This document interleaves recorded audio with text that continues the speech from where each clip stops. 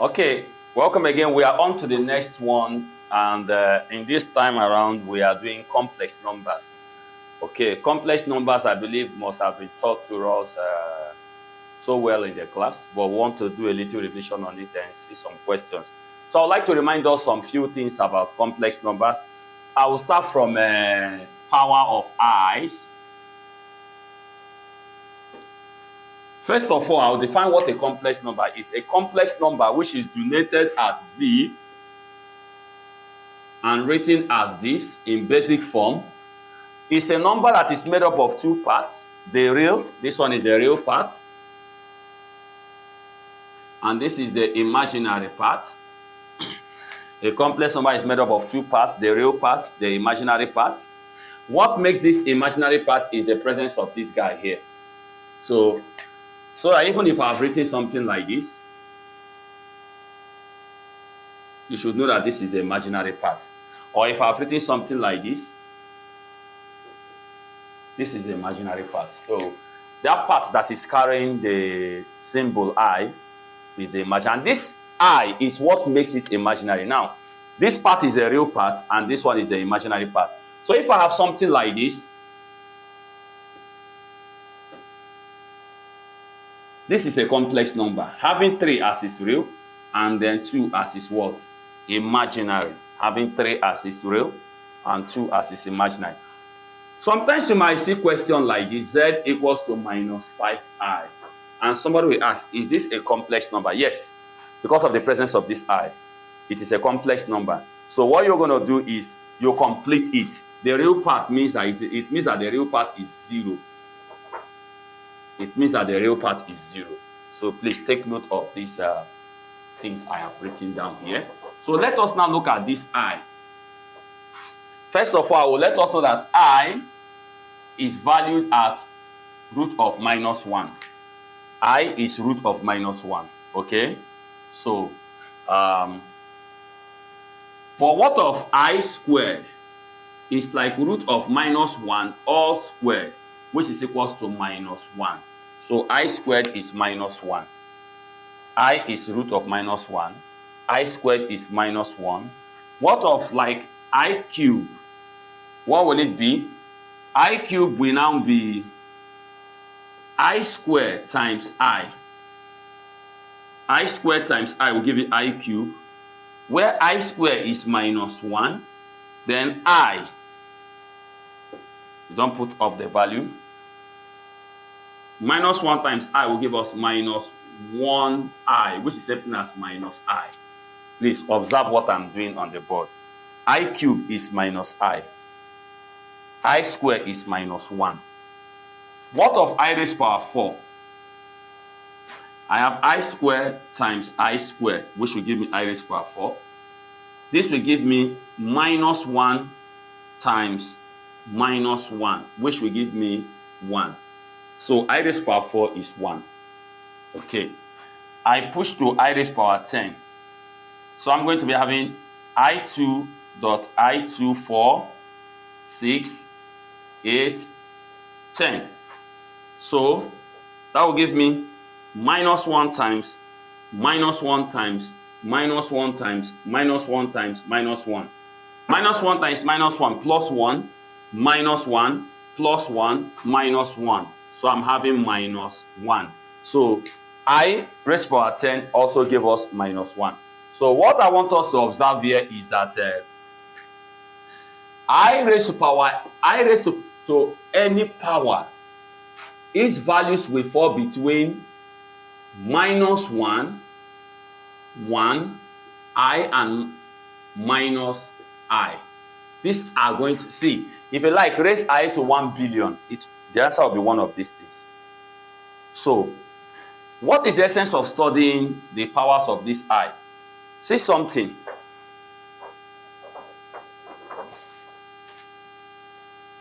If I have that z is equals to 3 plus 6i, this is a complex number. But if someone should write z is equals to 3 plus 6i squared, I must evaluate this to know if it's a complex number. Why? Because I squared is not I. I have to find the value of I squared. Remember, I squared is equals to -1. That means this thing is the same thing as 3 plus 6 into -1, which will give me 3 minus 6, which is equals to 3 minus 6 minus 3. So this is another way of writing -3. You see that it's just a real number and not a complex number. You see that this and this are not the same. Why? Because of the I, this imaginary I. This one is carrying 2. So whenever I is carrying power greater than 1, as it is looking at here, please try and evaluate it just the way that we have evaluated before, and we say something. Okay? Okay, there are some properties of this I want us to see. We know that I squared is equals to -1. I cube is equals to I4 is 1, while I raised to power 5 is I. But I square is this. Please compare these two. You see that when the power is negative, it gives you opposite of when the power is positive. Watch here. I square is 1, then I raised to power -2 is 1. Here is -1, here is 1. Here is -I, here is I.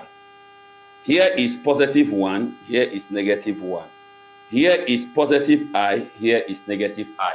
I believe that is well settled. So master that, should you have that in the exam to evaluate for. Okay, the next thing I'm going to take us into is what we call putting ordered pair.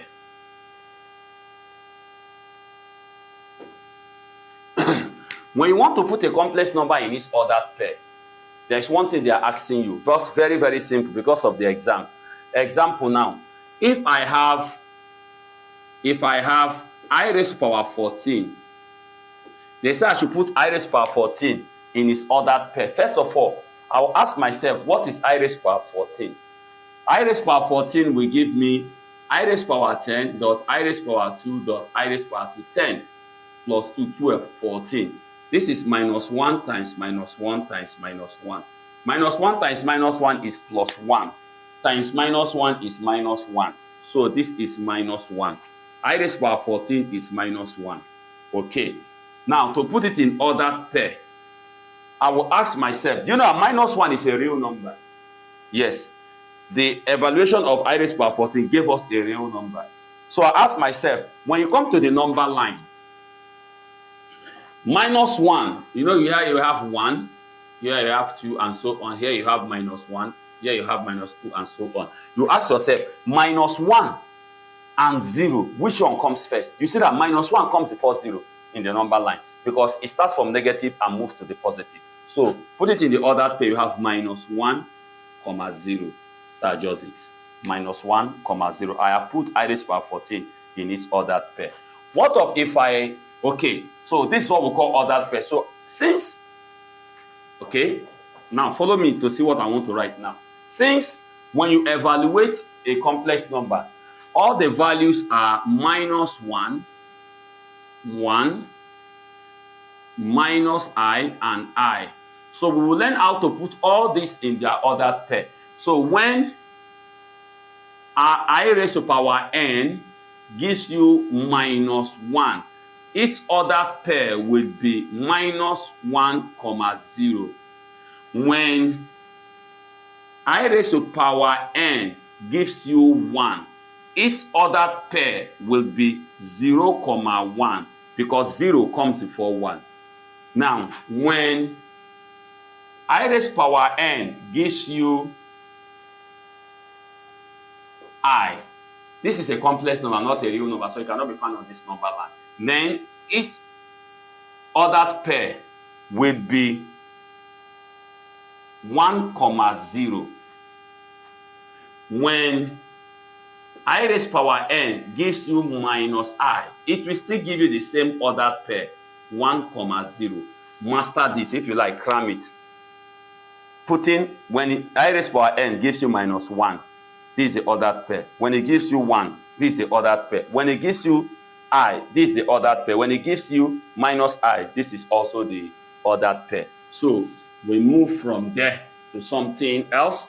We have a lot of things to do in complex number. So I've tried to teach us a lot about this I. The next thing we are looking at is absolute value.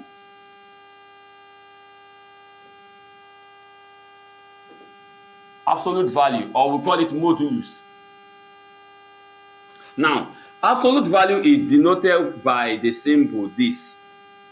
This is absolute value of a complex number, and its formula is this, where x is the real part, y is the imaginary part. Just have this, there's a formula. So if I'm given a complex number and I'm asked to find the absolute value of that complex number, I will just use this formula. Example, if I have that z is equals to 3 minus 6i, and they ask me to find z slash slash, that is the absolute value. What I'm going to do is root of 3 squared plus minus 6 all squared. This will give me 9 plus 6 squared is 36. And 9 plus 36 is 45. So this will give me root of 45. So root of the answer, which is same thing as 3 root 5. So that is absolute value of a complex number. Okay. It is also good for you to understand that to solve the absolute value of a complex number, you can use your calculator. If you have this calculator, FX991. Now, if you look at this, first of all, press mode. When you press mode, number 2 you see is complex. You press number 2. Looking at the top of your calculator, you will see complex, meaning that this your calculator can now solve complex number questions. That means it is in complex mode. Now, if I'm to find the absolute value of this question, this is a complex number and they ask me to find its absolute value. Now, if you look at your calculator, there is a key. It is written HYP. Look for the key that is written HYP. At the base of that key, you are going to see something like ABS slash, okay, ABS, something like that. You see, that ABS means absolute value.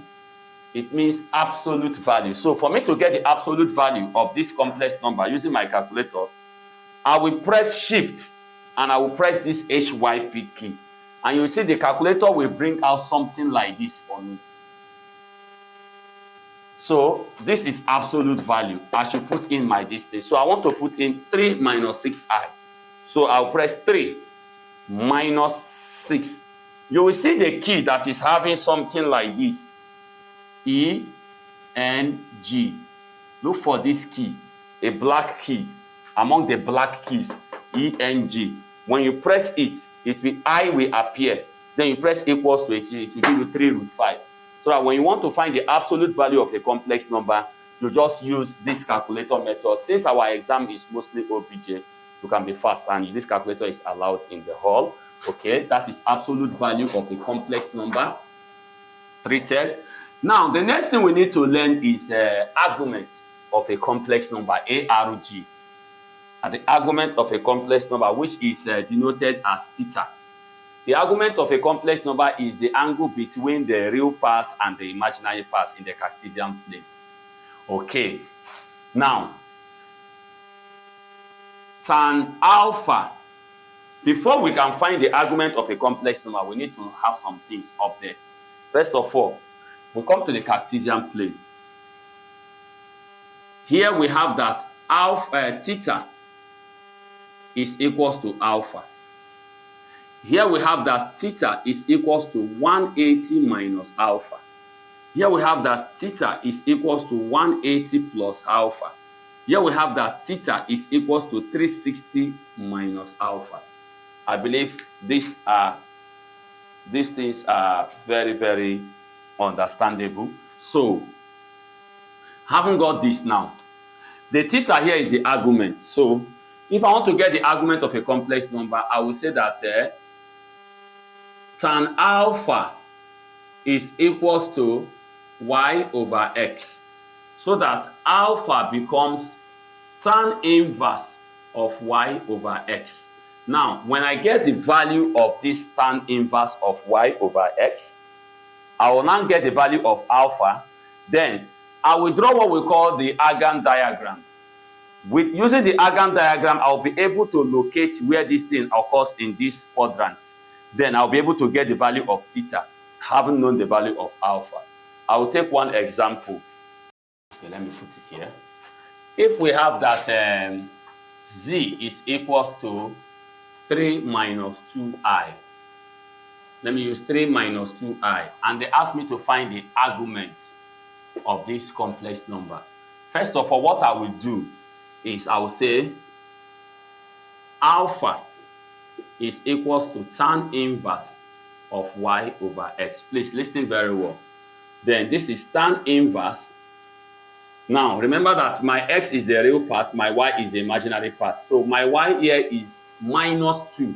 My y here is minus 2. Remember that this I is just a pointer. It's telling me that this is my imaginary part, while this is my real part. Now listen. In this my solving now, my y is minus 2, but because I'm doing argument, I will not see it as negative. I will see it as positive. Once it comes as negative, I will see it as positive. I will not entertain negativity, because why? I'm dealing with the quadrant. It will reflect here. Okay, so 2 over 3. So I'm going to find tan inverse of 2 over 3. Tan inverse of 2 over 3. That will give me 33.7. 33.7 degree. So having got that my alpha now is 33.7 degree, that is my first step. My second step is to draw the Argand diagram, so that I will find the quadrant where this thing has fallen in. So my Argand diagram goes this way. I just draw this quadrant. Remember, this is my y and this is my x. Now I will just pick any pointer, like this is 3. 3 is my x and it's positive. So this side, I pick anywhere. I can pick anywhere, call it 3. Once it's positive. This is my y, negative. This is where the thing will now occur. Negative, it should be down here. I can pick anywhere here and call it 2. Hope you understand. Then, if I'm to trace, these two things will meet here. Then there will be a line to join it. Then I start from here and move. Wherever I touch that vector, this is my Argand diagram. This is plus y, this is minus y, this is plus x, this is minus x. Remember that the y is the imaginary part. Now, if you observe now, this thing occurred not in the first quadrant, not in the second quadrant, not in the third quadrant, but in the fourth quadrant. So since it is happening in the fourth quadrant, I will now report my argument ARG. It will be equals to, which is theta.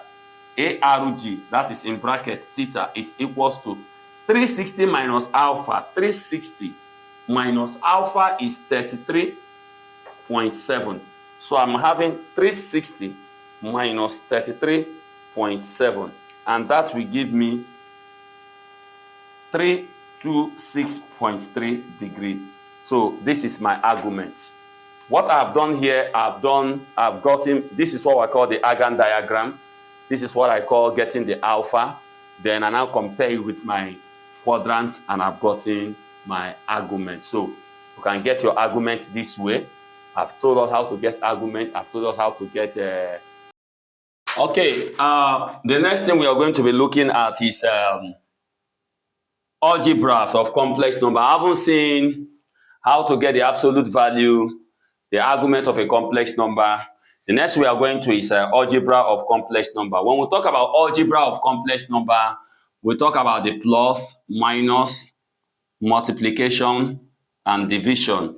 But we are going to be doing this for complex numbers in their basic form. So let me take one example. I have Z1 is equals to 3 plus 2i, and Z2 is equals to minus 6 plus 8i. Then they asked me to find question 1, Z1 plus Z2. Question 2, Z2 minus Z1. Question 3, Z1 times Z2. Question 4, Z2 divided by Z1. So I'm going to use calculator to do all this because of time factor. Okay, so we already know how to put all this inside our calculator. So take your calculator to complex. Take your calculator to complex mode already. So Z1, that is, open a bracket, 3 plus 2i, close the bracket, plus, open a bracket, minus 6 plus 8i, close the bracket, and that will give me, you say that the answer to this is minus 3 plus 10i. Then we want to answer this, take the cushion back and change that plus to minus. That will give me 9 minus 6i. 9 minus 6i. Okay? Then what of for this? Take the cushion back and change it to multiplication. It will give me minus 34 plus 12i. Okay? In this case, take the cushion back and make it divide.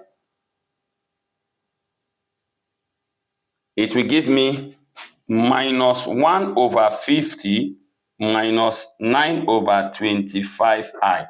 So this is what I mean by algebra of complex number. You see that our calculator has really helped us to achieve this. Okay.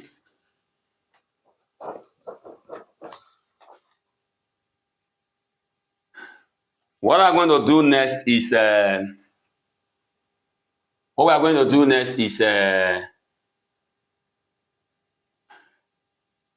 want to remind us that when you want to move from one complex form to another, remember we talked about the polar form, the basic form,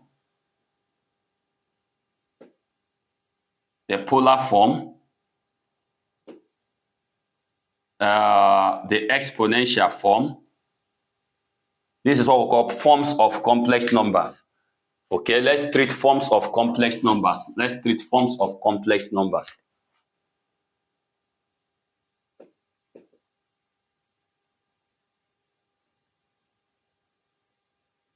Now, when we talk about forms of complex number, it means the way complex numbers can appear. We have basic form, the first one, which is also called standard form. And this form looks like this. The next one, which is number 2, we have polar form. Some people call this Cartesian form. This form looks like this.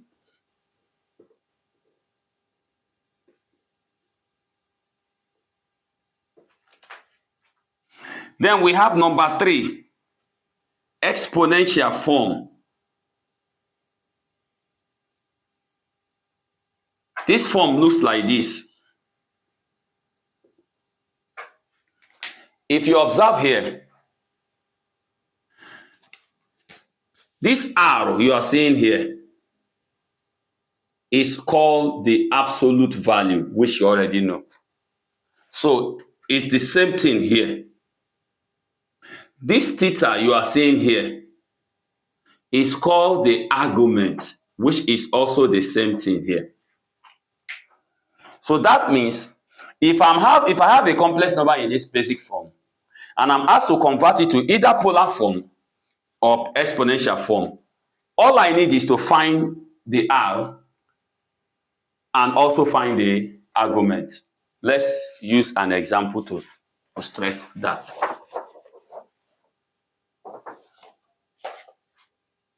If I have example that Z is equals to 3 minus 6i, okay, 3 plus 6i, 3 plus 6i, and I'm asked to convert this to what? Polar form. This is in its basic form. I want to put it in its polar form. So what I'm going to do is, first of all, ask myself, what is polar form? How does it look like? This is how polar form looks like.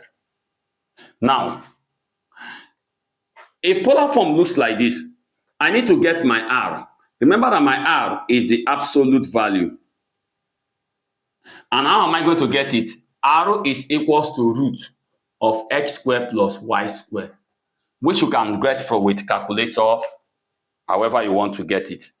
Then my theta, okay, let me get my R, which is going to be 3 squared plus 6 squared. So I have root of 3 squared plus 6 squared is going to give me 3 root 5. So I have that as 3 root 5. Then I need to get my argument. Remember, when I want to get my argument, I have my alpha equals to tan inverse of y over x. So that my y is 6 tan inverse of 6 over 3. So when I do tan inverse of 6 over 3, shift tan 6 over 3, that'll give me 63.4. It gives me 63.4 degree. Then that means my alpha is 63.4 degree. I quickly check this. First of all, I will draw my Argand diagram. Positive 3 for the x, positive 6 for the y. If they meet, they will meet here. Then, if you observe, this thing happened in the first quadrant. Remember, in the first quadrant, theta is equals to alpha. So therefore, theta is equals to alpha, 63.4 degree. So I have got my R and I've got my theta. So my polar form will now become 3 root 5 into cos 63.4 degree plus I sine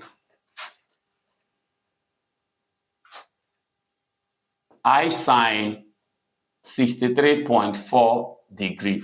So this is my polar form and this is its basic form. Like I told us, you can move from this form back to this form. The form is just a physical appearance. The values are still intact. So what we are going to do now is that we are going to move from here back to here. Let's see if it's going to be correct. So for me to move from this polar form back to this basic form, I will just analyze what is inside the bracket, then use what is outside the bracket to multiply it. So I have cos 63.4 here. I'll ask myself, what is cos 63.4? It gave me 0.448. 0.448 plus I sine 63.4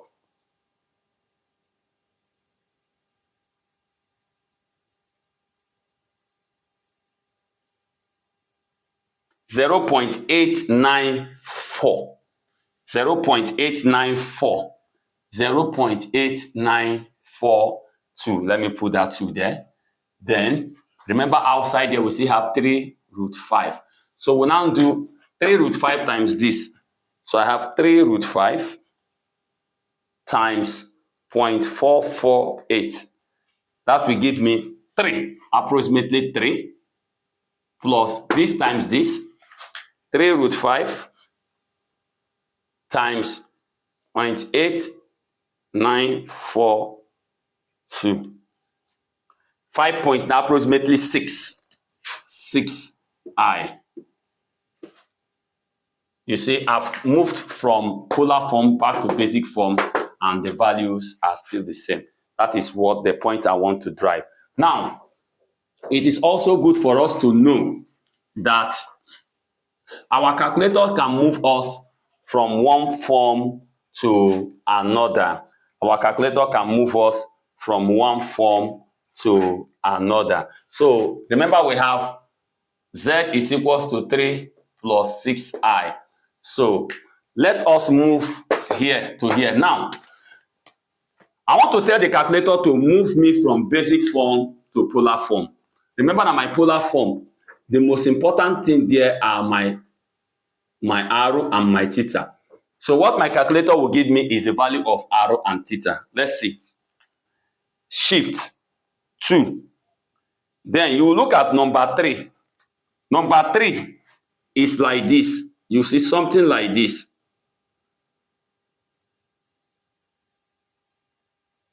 So you see that. Then you see your cushion blinking here. Your cushion blinking there. So what I'm going to do is I will shift this cushion back here. So I will move this cushion back here. So take your cushion, pick number 3, then take your cushion back. Then as you have taken your cushion back, put in this question. But open a bracket first. 3 plus 6i. Close the bracket. Then press equals to. It will now give you that arrow is 3 root 5. And the theta is 63.43. So if I have these two information, then I'll write it out as 3 root 5 cos 63.43 plus I sine 63.43. And that is what we mean when we say calculator can help us move from one complex form to another.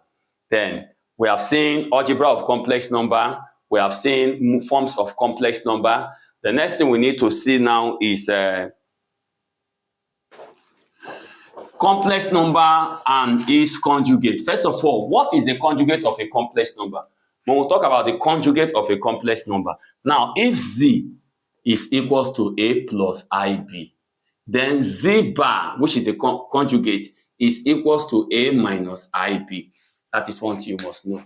Now, note that the sign that will change is the sign that is belonging to the imaginary, not the one for the plus. That is to say, if I have that z is equals to minus 3i plus 6, then z bar should be equals to plus 3i plus 6. The sign that will change is the one for the imaginary, not the one for the real. Please note that. That is the most vital thing here. Now, having known what the conjugate of a complex number is, then if I want to add a complex number and its conjugate, note what I'm going to do here. If z is this and z bar is this, then z plus z bar will be a plus ib plus a minus ib. In this case, I have a plus ib plus a minus ib. If you observe, this will take away this. So I'm having 2a. So that I will have that z plus z bar is equals to 2 real z. Please, z plus z bar is not 2a. Rather, it is 2 real z. Note that. What of z minus z bar? Let's see that one. Z minus z bar. So I'm going to be having minus here. So it's going to be a plus ib minus a plus ib. If you observe this, we cancel out this, leaving with this, which is 2ib. Okay? Or you can write 2bi. Then you can now conclude that z minus z bar is equals to 2 in zi. Mark it. Z minus z bar is equals to 2 in zi. Z minus z bar is equals to 2 in zi. I believe that is taken. Then the next one is multiplication.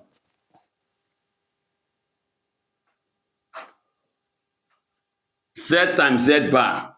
Watch what will happen here. A times a squared. A times this minus aib. B times this plus aib. Then this times this will give me minus I squared B squared. So do you know this will take away this, leaving with A squared. I squared is minus 1, so minus 1 B squared, which will give me A squared plus B squared. How do we transform this? Remember that the modulus of a complex number is equals to A squared plus B squared, where A is the real part and B is the imaginary part. Now, if I take the square of both sides, I'm going to be having something like this, and which is looking like this. Hence, a complex number times its conjugate will give me modulus square. Mark this. If you have to cram it, cram it. If you want to memorize it, memorize it. It's very, very important. The last but not the least is what we call the second conjugate of a complex number. The second conjugate of a complex number. Now, observe something. If Z is equals to A plus IB, then Z bar is equals to A minus IB. Hope you know that. Then if I take the conjugate of this conjugate, now I want to conjugate this conjugate, I'm going to still have A plus IB. That is to say, the second conjugate of a complex number is equal to the complex number itself. I believe you have taken note of that. That is very, very important. That is very, very important. Okay. The next thing I'm going to look into is equality of complex number. When is two complex numbers said to be equal?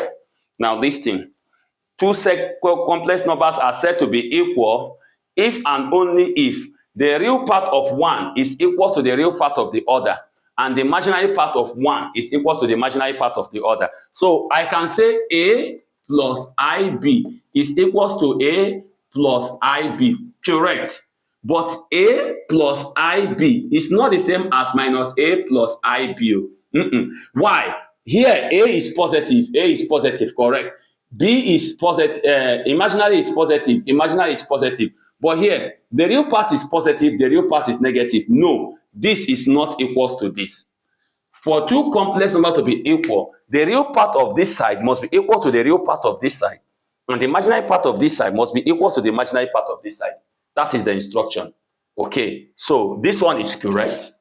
Why this one is what? Wrong. Now, someone might ask, how do they ask this in the exam? Let's see. Let's see. I'll take one example, then we can see more examples when we get to the past question. It says, if A plus B plus A minus B or I is equals to 7 plus 2I, find A and B.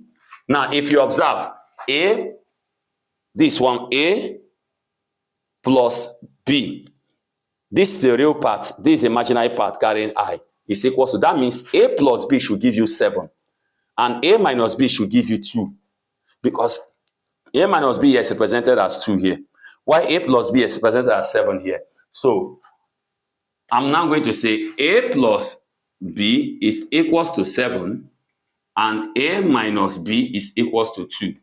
This is equation 1, this is equation 2. You are going to solve simultaneously. Let equation 2 subtract equation 1. So we have minus B, which should give me minus 2B, is equals to 2 minus 7, minus 5.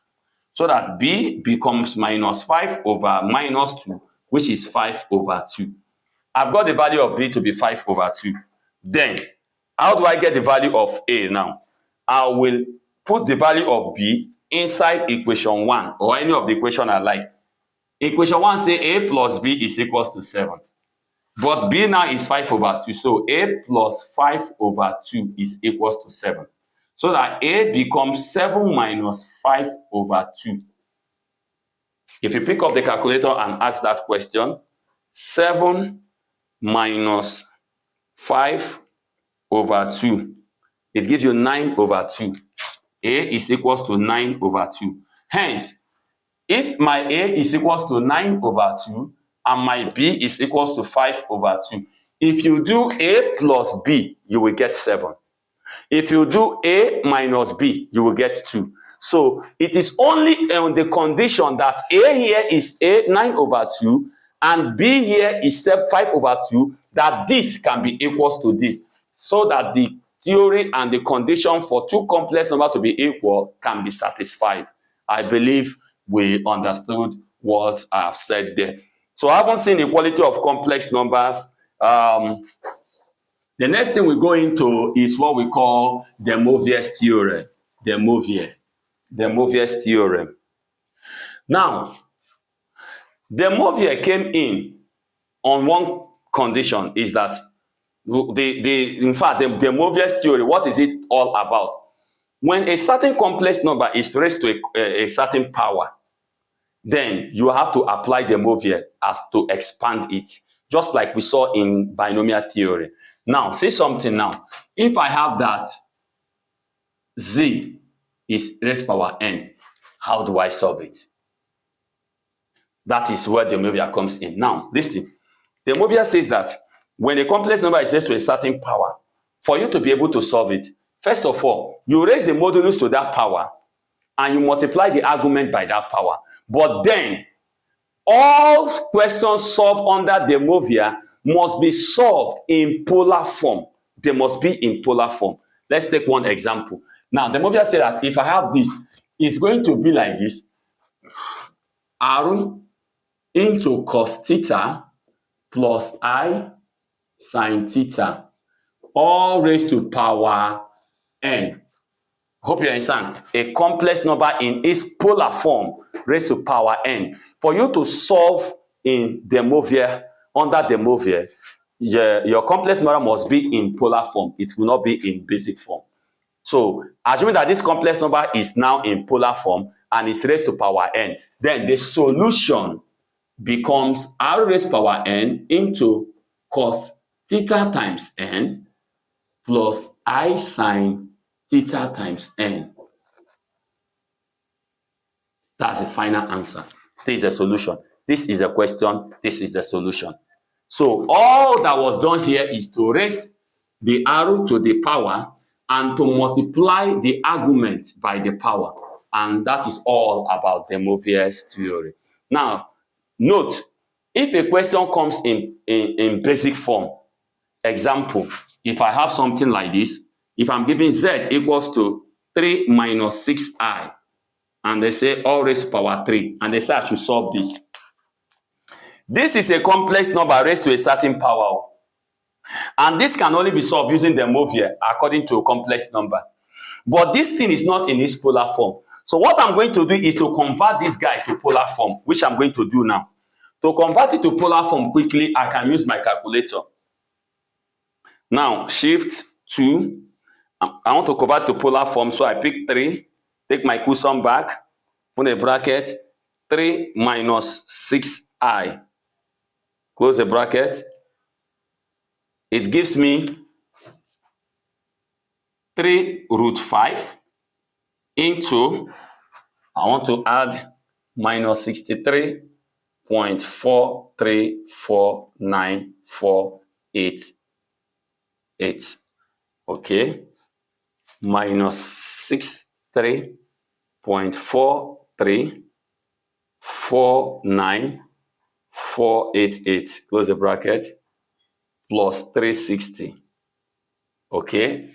Cos 296.6 plus I sin 296.6 degree. Okay. Now, I have converted this to polar form so that the question still remains the same, raised to power 3. Do you understand?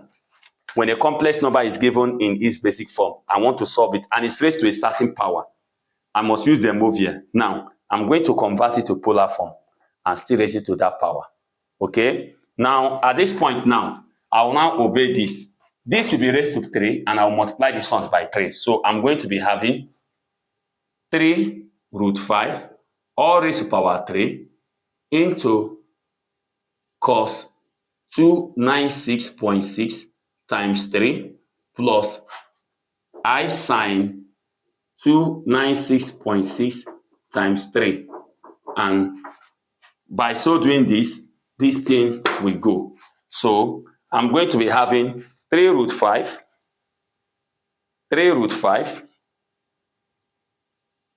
raised to power 3. It gives me 301.9. 301.9 into 296.6. 296.6 times 3. It gives me 889.8 cos 889.8 plus I sine 889.8. So this is the solution to this. This is the solution to this. This is the question. This is the solution according to the Moivre. But then one thing is certain. This question came in basic form. I had to convert it to polar form so that I can solve it under the Moivre. And I've gotten my answer. You know, once you solve something under the Moivre, it comes out in polar form. Now, it has appeared in polar form, but the original question came in basic form. I need to convert this back to basic form. So I can ask my calculator to do that for me. I'll convert this back to basic form because the question came in basic form. If the question had come in polar form, I will leave it in polar form. Okay, shift 2. I will choose number 4 this time. Now I take my cushion back.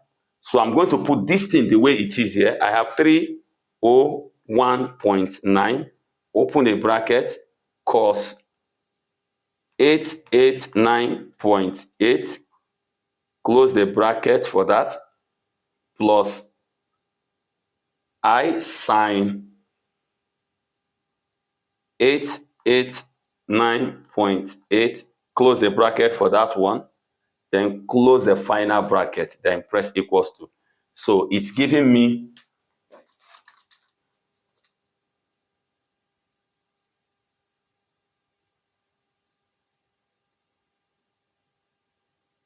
okay, if you observe that, you see it's giving me minus 297.129 plus 53.462i. Okay, so this becomes my final answer. You know, it gave me in decimal form. If I'd solved it very well now, it would have given me maybe in fraction. It gave me in decimal form. So this is my answer.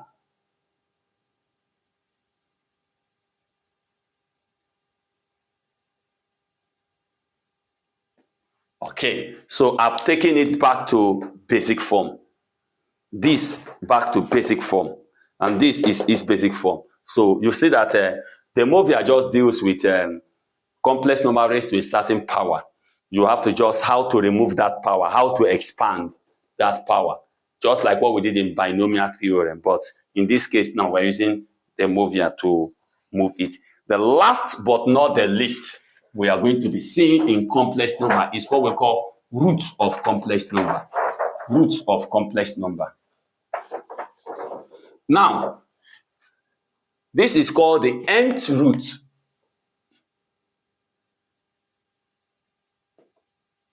The nth root of a complex number is not far different from the Moivre's kind of complex number. Now, watch. If I have a complex number raised to power, and when we say nth root, it's going to be 1 over. But remember the other one we just did z raised power n. But this time, once you see it's 1 over, you call it root of a complex number.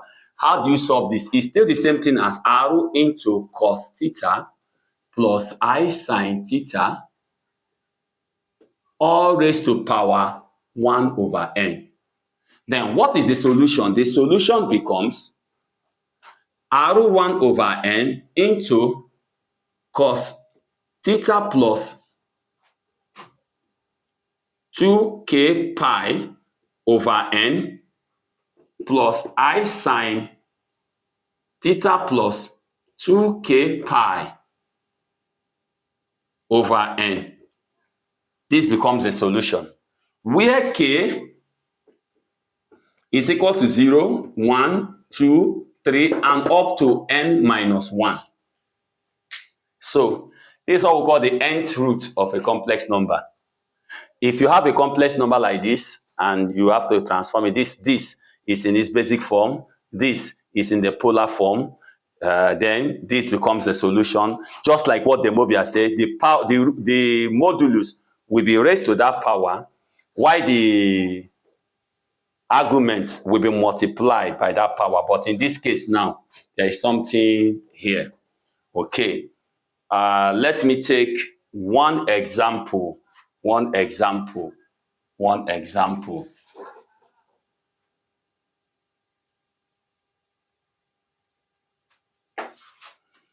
If the question says find the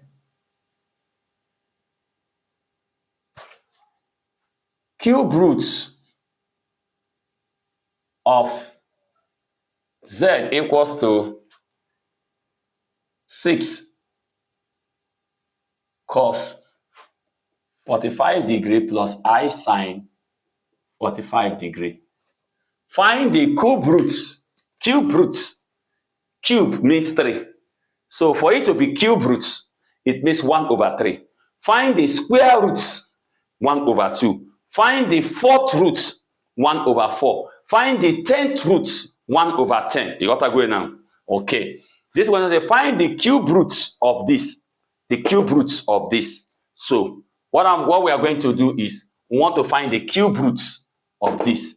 The cube roots of this. So since it's cube roots, all the cube means 3. And the value of k used to stop at n minus 1. So 3 minus 1 is 2. We are going to stop at k equals to 2.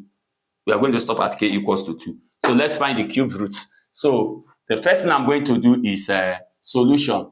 The first one is when k is equals to 0. We're going to find when k is equals to 0. It's going to be 6 raised to power 1 over 3. Hope you know, because this is like this. So 6 raised to power 1 over 3 into cos 45 plus, do you know 2 pi is 360? Pi is 180. 2 times 180 is 360. And in this case now, k is 0. We are starting from when k is 0. So how do I know that I'm going to stop at 2? Cube, 3.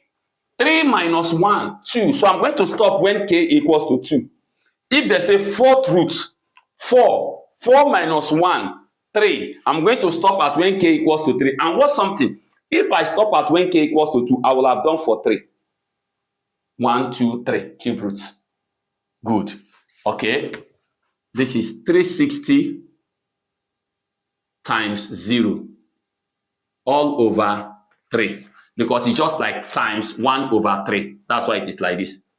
Just like times 1 over 3 plus I sine 45 plus 360 times 0 over 3. That is what we have got there. Remember that I'm applying what I have here. So I can clean this now. What I'm going to be having there, remember that 360 times 0 is 0. So 45 plus 0 is 45. Then we have 45 divided by 3 is 15. So I'm going to be having 6 raised to power 1 over 3, 1.82. I have 1.82 into cos 15 plus I sine 15 degree. That is for k equals to 0. Now, k equals to 1 is going to be 1.82 into cos 360 times 1 is 360. 360 times 1, because now k is going to be 1. 360 times 1 is 360. Then 360 plus 45 is going to be 405. Then divided by 3 will give me 135. 135 plus I sine 135. This is k equals to 1. K equals to 2 will give me 1.82 cos 360 times 2. 360 times 2. 360 times 2 will give me 720. plus 45 will give me 765 divided by 3 will give me 255. I have 255 degree plus I sine 255 degree. Okay, so these are the cube roots of this question. 1, 2, 3. Remember that it is k up to n minus 1. So these are the cube roots of that question. These are the cube roots of that question. So that is for cube root of a complex nth root of complex number. Now, what if I have a question that says find the second cube root of this one? Find the second cube root. Find the second cube root. That means I want you to just find the second one. Second cube root, second. The position second, I will do second is 2 minus 1, which will give me 1. So I'll be having when k is equals to 1. Now it will give me the second one. Do you understand that? Find the second cube root. Second, 2. 2 minus 1, 1. That means I will use when k is equals to 1. And when I use when k is equals to 1, I'm going to be having this, which is the second cube root.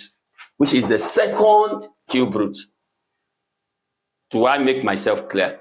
I believe this is perfectly clear. When we start solving past question, I think we are going to see more examples on that. And that is the largest part.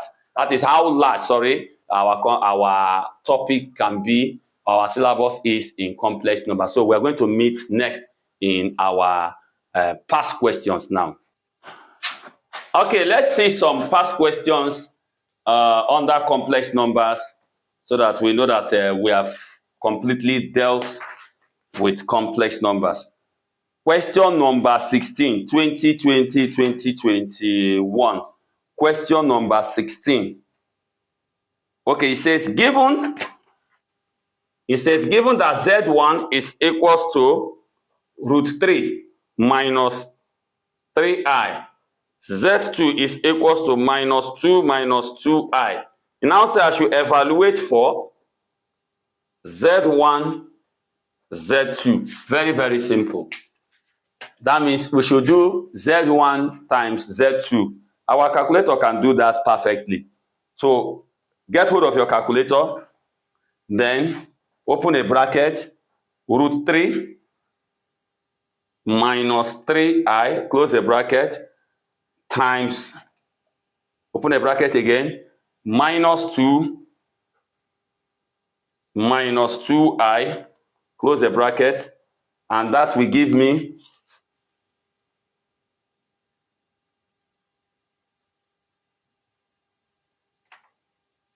minus 6 minus 2 root 3 plus 6 minus 2 root 3i. If you want, we solve it. Let's solve it manually so that you will see if what the calculator is giving us is actually correct. So we have root 3 minus 3i times minus 2 minus 2i. This times this will give me minus 2 root 3. Then this times this will give me minus 2 root 3i.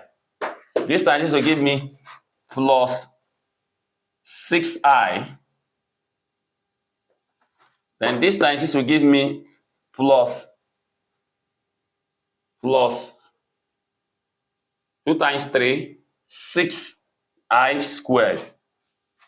Okay.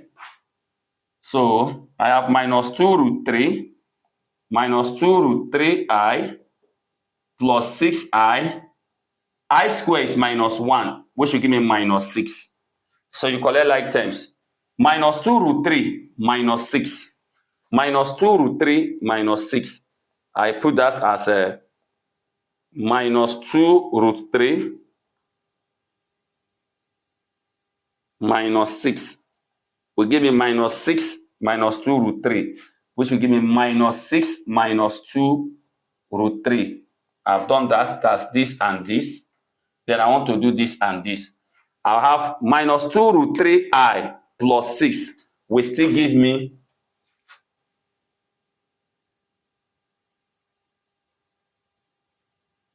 minus 6 minus 2 root 3i. You see, we are correct. Minus 6 minus 2 root 3i. So this is the solution to this question. We move to another aspect of the question. Question number 17. After 16 there, we have question number 17. It says the real numbers x and y such that, okay, that one is talking about equality of complex numbers. If you look at it very well, and from what we have learned, we have 3x plus 2yi minus xi plus 5y equals to 7 plus 5i. Now, we want to get the values of x and y. Now, if you observe, this guy and this guy are real numbers. This guy and this guy are imaginary numbers. So I'm going to collect, I say 3x plus 5y should be equals to 7. So that 2y minus x should be equals to 5. So let me rearrange them very well. I can write this as minus x plus 2y, so that y can be y, x can be under x. What I'm going to do now is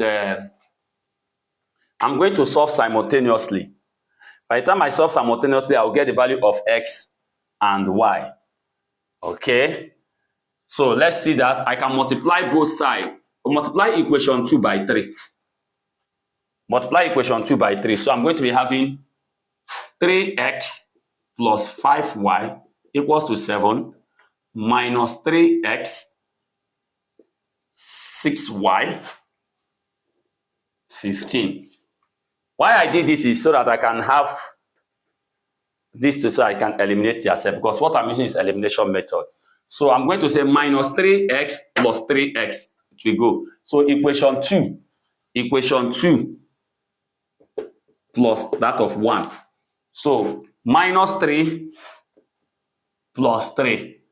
So 6 plus 5 will give me 11y equals to 15 plus 7 will give me 22.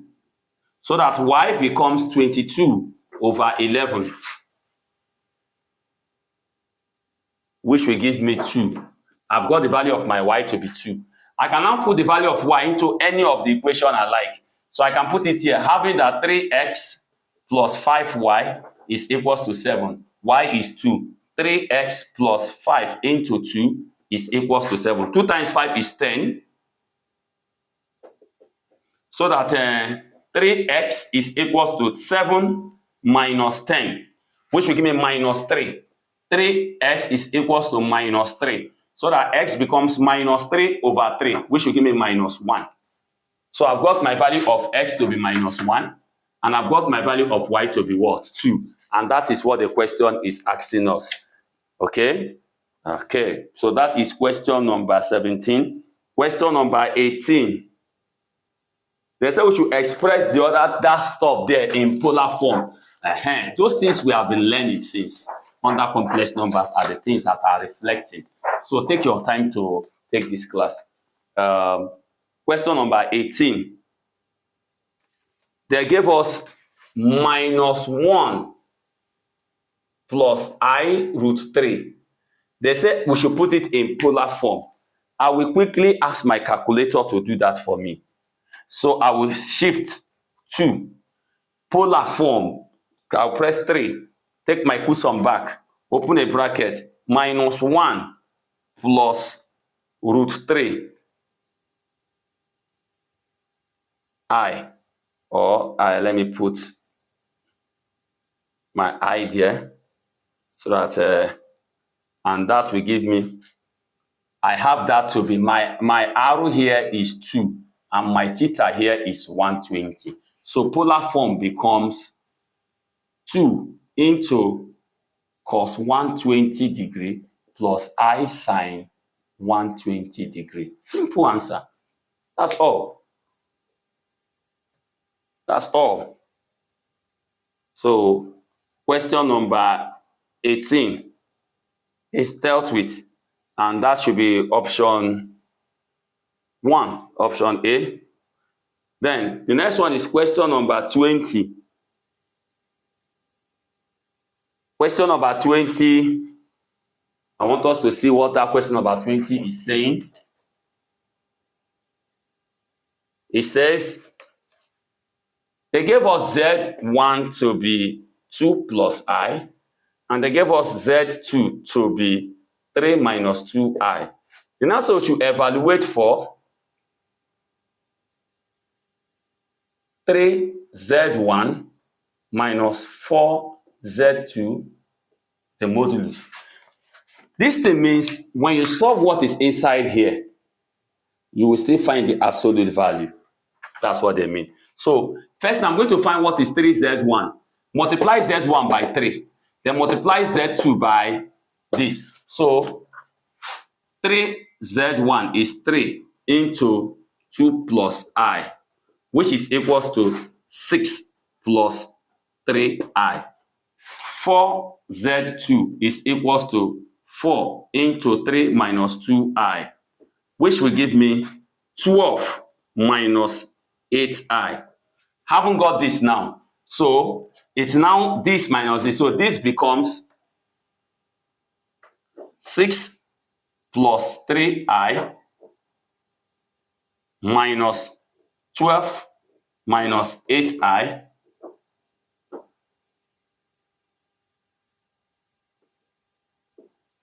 modulus. Because this is now 3ZI. This is now 3Z1, 4Z2. Now, I'll use my calculator to do this minus this. Use my calculator to do that. Open a bracket. 6 plus 3I. Close the bracket. Minus. Open a bracket. 12 minus 8I. Close the bracket. That gave me minus 6 plus 11I. This gave me minus 6 plus 11I. Remember, it's still under modulus. Okay? This minus this gave me this. Then absolute value. Still with my calculator. Shift. HYP. I have minus 6 plus 11I. It gave me root 157. Final answer. You can see how beautiful our calculator can really help us to do something. So let's finish exhausting that 2020-2021. We have question number 9 in section B. Question number 9 in section B. Okay, that one is asking us for absolute value. I believe we can do that. We go to 2021-2022. We have question number 7. Division of complex number. That one we can do that. Look at question number 6. The question number 7. Question number 7. My question number 6 isn't it, and the question number 9 isn't it. So we have only question number 7 there. We have only question number 7. Okay, question number 9 in section B.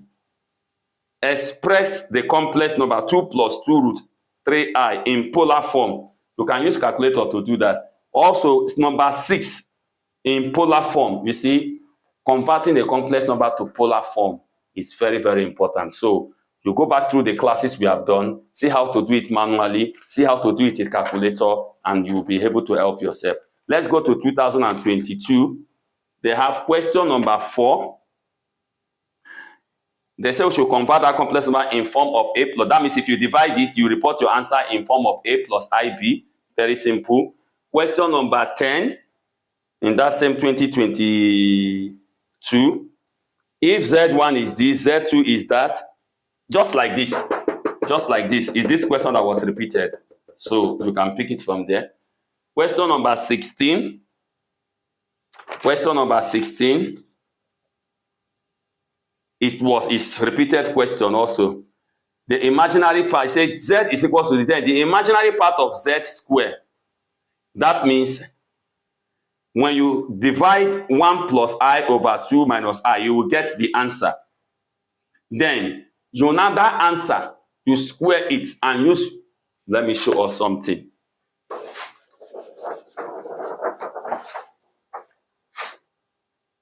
It says, given that z is equals to 1 plus I over 2 minus I, then I'll say the imaginary part of z squared. First of all, I'm going to find this. Let me use my calculator to find that. I have 1 plus I, close the bracket, divided by 2 minus I. That gave me 1 over 5 plus 3 over 5I. If you do this divided by this, you're going to get this. Then squared. Then move here now. Now I'm going to convert this to polar form. I'm going to convert this to polar form. My calculator can quickly do that for me. So I have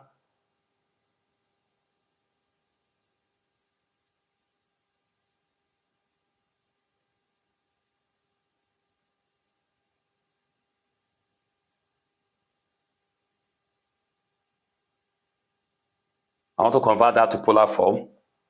1 over 5 plus 3 over 5I.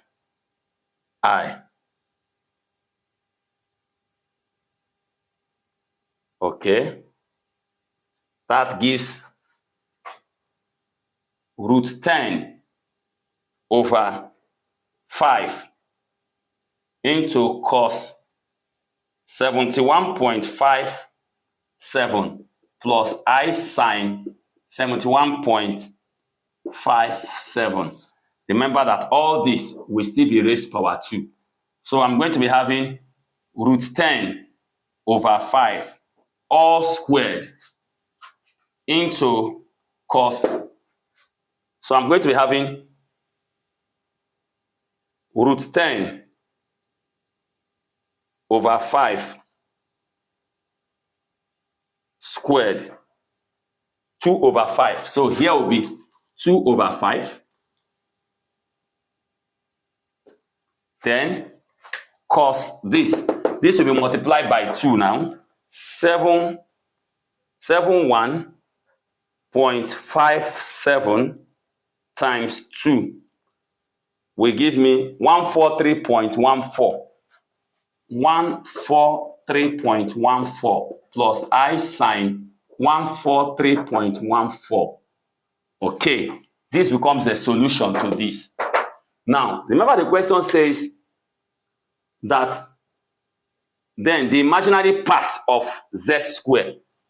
We want to find the imaginary part of z squared. We have to convert this thing back to basic form so that you can see the imaginary part. I will still use my calculator to do that. Shift, complex. I'm going to basic now. I select 4. I will now have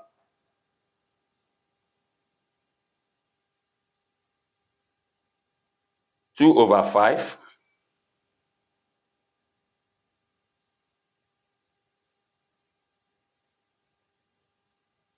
cos 143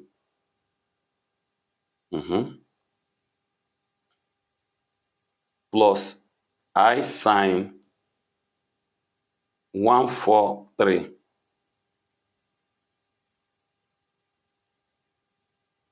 So this gives me minus 0.32